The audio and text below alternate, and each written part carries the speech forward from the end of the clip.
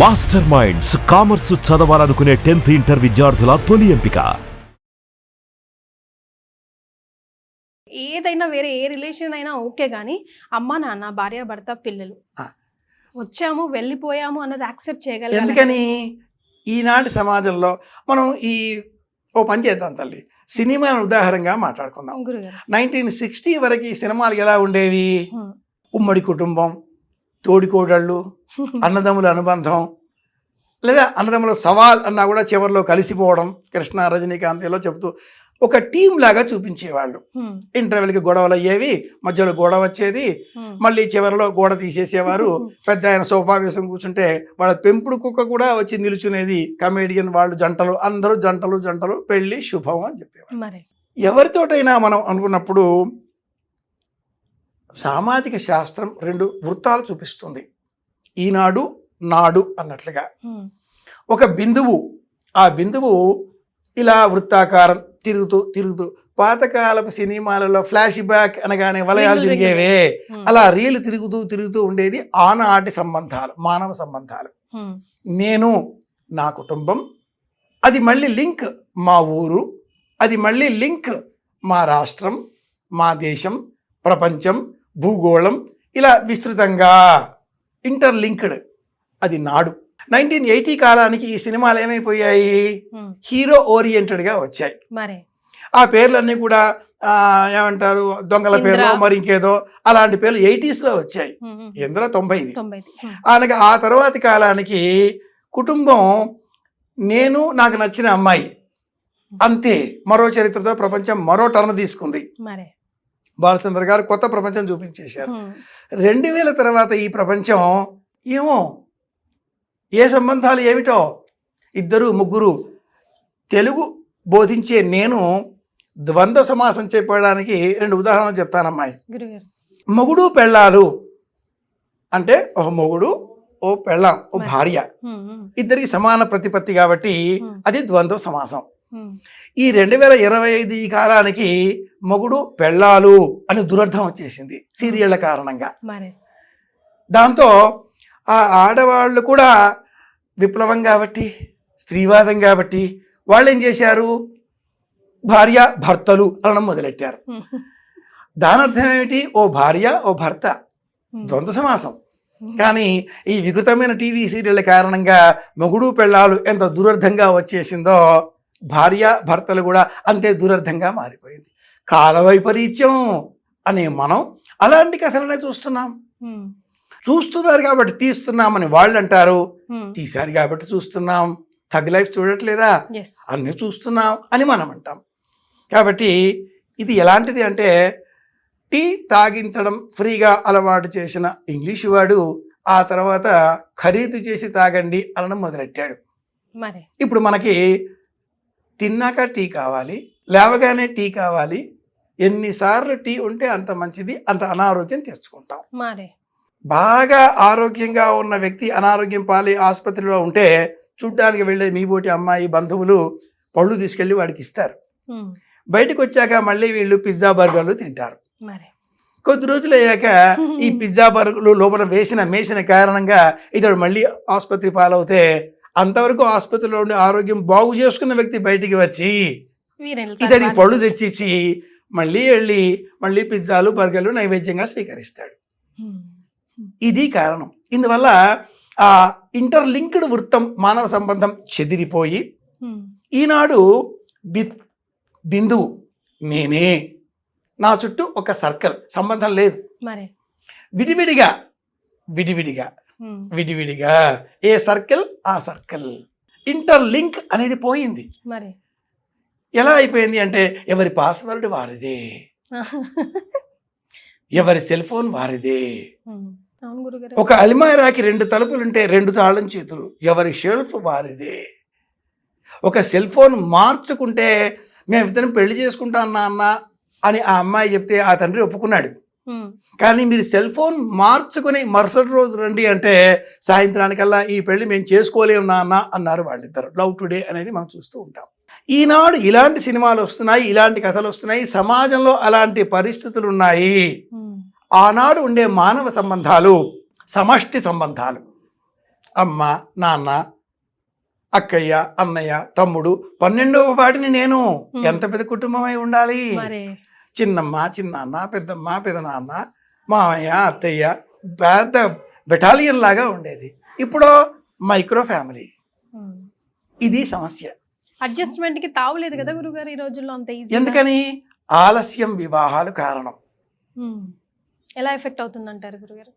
నాకు అంటూ ఒక స్థిరమైనటువంటి సంకల్పం ఏర్పడిన తర్వాత, ఎలాంటి వాడు నాకు లైఫ్ పార్ట్నర్ కావాలో అనే ఐడియా అమ్మాయికి వచ్చిన తర్వాత, ఎలాంటి అబ్బాయి నాకు ఇష్టమవుతుందో అనే ఆలోచన అమ్మాయి కూడా చేసుకున్నాక వచ్చేవాడితో కంపాటబిలిటీ ఉండదు కదా.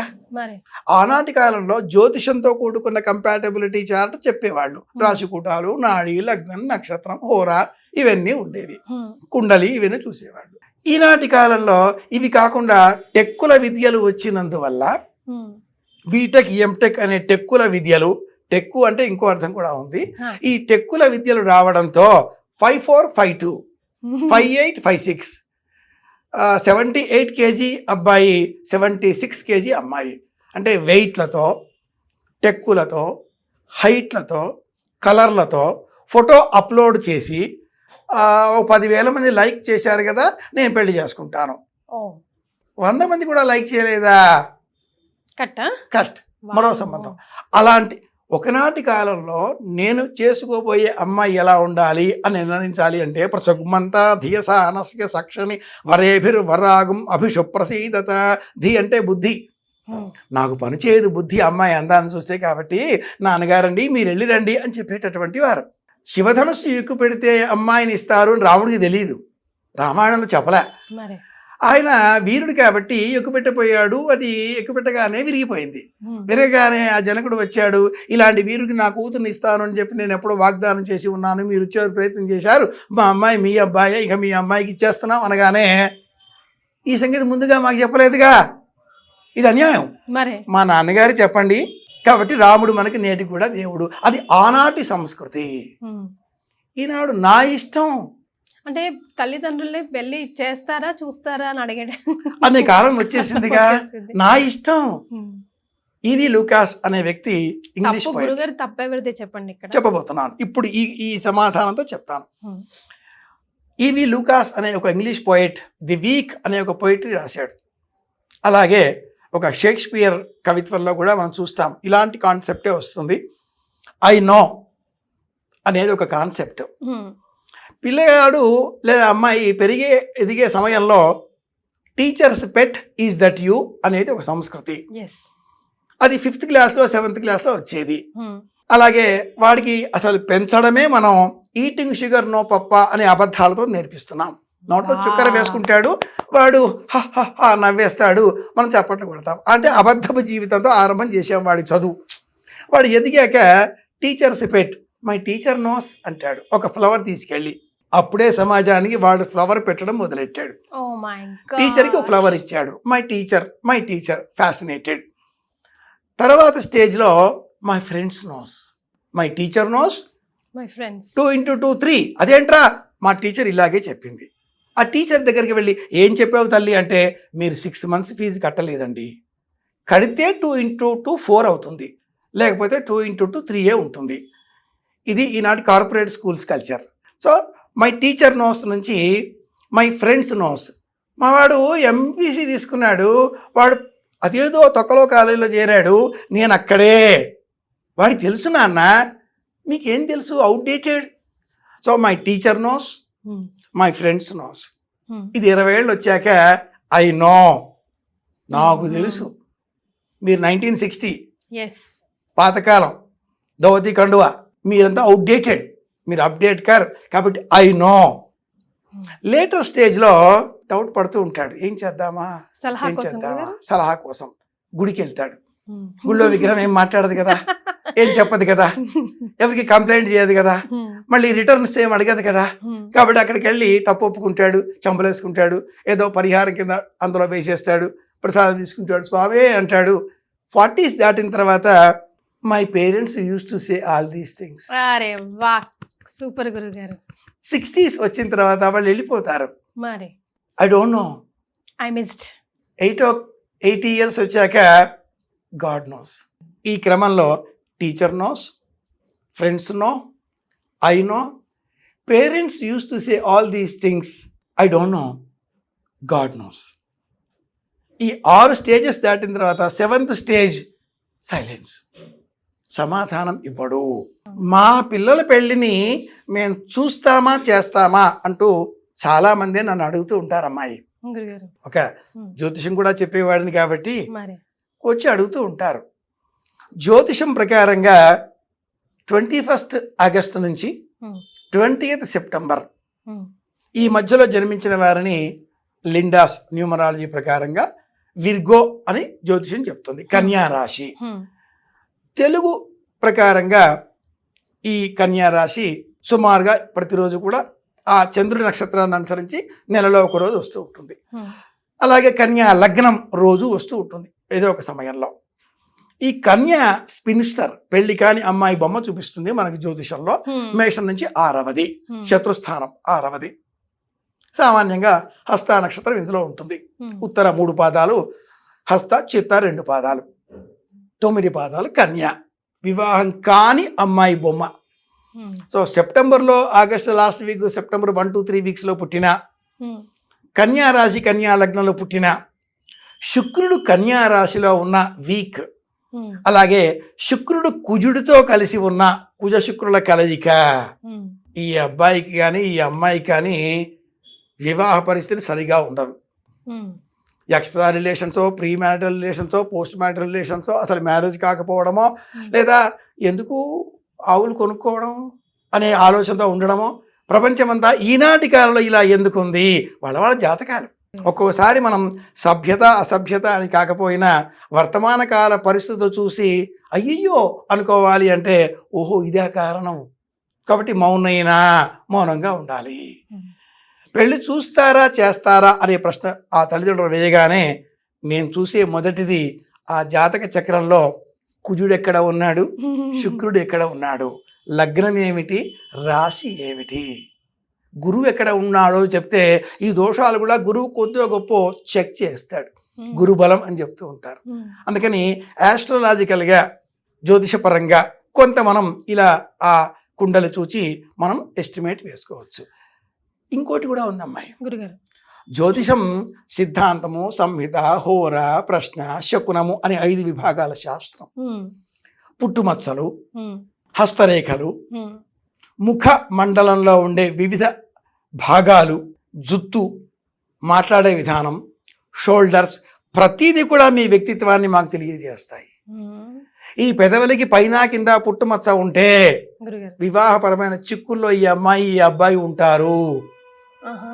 ఇది తిల అంటే పుట్టుమచ్చలకు సంబంధించిన ఒక శాస్త్రం.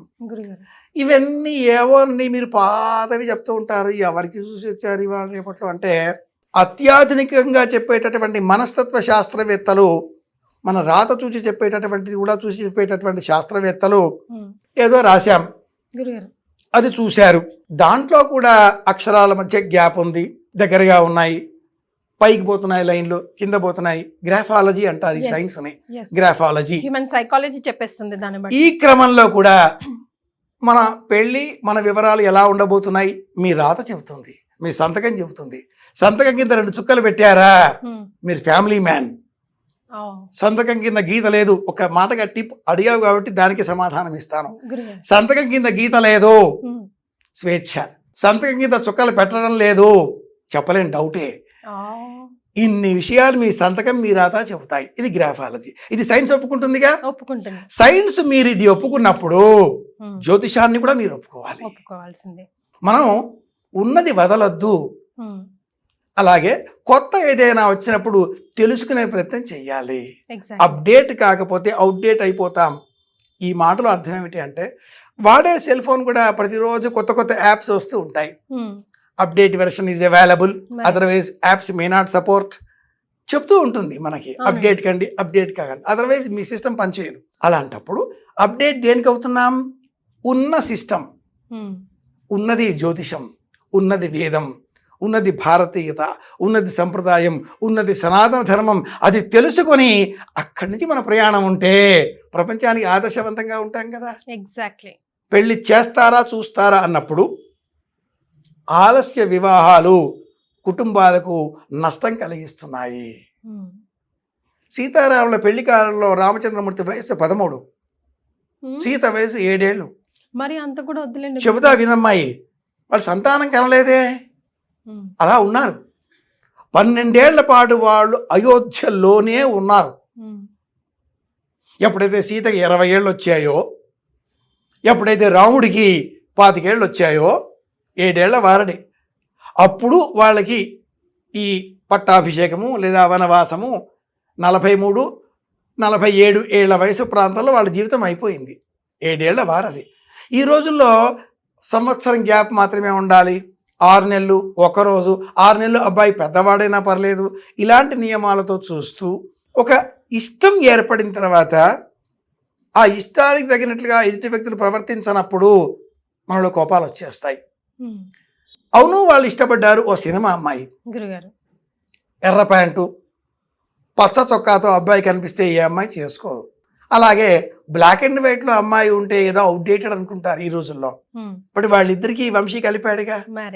మనది అనే ఒక టేస్ట్, ఒక లైక్, ఒక మైండ్, ఒక వ్యక్తిత్వం ఇది నిర్మించుకుంటే బాగుంటుంది. యువత అనవసరంగా హీరోలను ఫాలో అవుతూ ఇంట్లో నిజమైన హీరో హీరోయిన్లు అమ్మా నాన్నని విడిచిపెట్టి మన డబ్బు తీసుకుని వాళ్ళు మనకి ఇచ్చేది ఏమిటి? పనికిమాలిన జ్ఞానం. దాన్నే పర్మనెంట్ జ్ఞానం అనుకుంటూ జీవితాలని చూసే పెళ్ళిళ్ళుగా మార్చుకొని చేసే పెళ్ళిళ్ళుగా విడిచిపెట్టి కష్టాల పాలవుతున్నారు.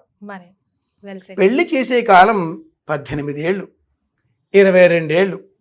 ఈ రెండింటి మధ్య వారధితో అమ్మాయికి అబ్బాయికి పెళ్లి చేయాలి. 18 to 22. సెటిల్మెంట్ అంటూ ఉంటారు. సెటిల్ అయ్యాక ఏమవుతుంది? అప్పటికి పొట్ట వచ్చేస్తుంది. ఇంకేమవుతుంది? అప్పటికి ఇది పోతుంది. అప్పటికి మనం విగ్గులు తెచ్చుకుంటాం. చాలా వచ్చేస్తున్నాయి మార్కెట్లో, ఏ చింత లేదు. ప్యాచెస్ కూడా వచ్చేస్తున్నాయి. కంప్లీట్ అక్కర్లేదు, అంత ముక్క పెట్టుకుని బతికేయచ్చు. ఏమిటి? ఇందువల్ల ఇద్దరి మధ్యన కోఆర్డినేషన్ పోతుంది. ఒక్క మాట, చివరి మాటగా ఈ ప్రశ్నకి సమాధానం అనుకుంటే అబ్బాయి అయినా అమ్మాయి అయినా సరే అనడం మర్చిపోతున్నారు.